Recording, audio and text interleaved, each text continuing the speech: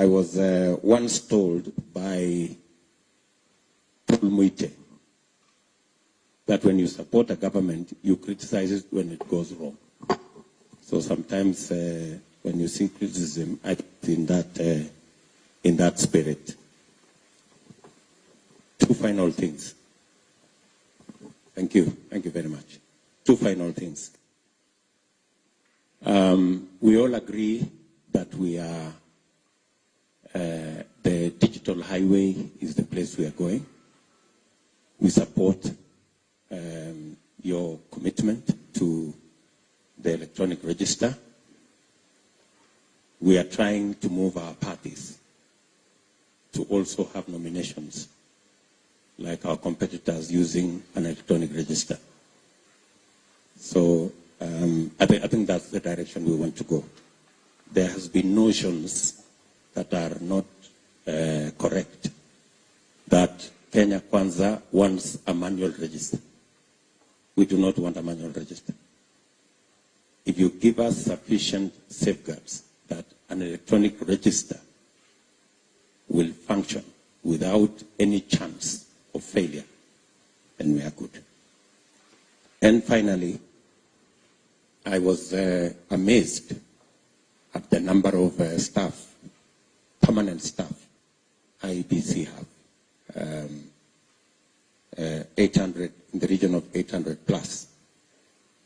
Mr. Chairman, that's a very huge resource which Kenyans pay for. You should consider in future deploying that resource to help us with nominations in parties. I think really there should be a consideration because it's a national resource and they shouldn't be waiting to just run the elections. They can also run elections in our parties with the expertise they have. In any case, Mr. Chairman, a democratic election will be heavily informed by the kind of nominations we do. If the nominations are not democratic, you end up with elections that are not democratic. So I think going forward, you should consider as IEBC working with political parties so that we can leverage more on the resource you have, which is a public resource, to assist grow political parties as institutions of governance.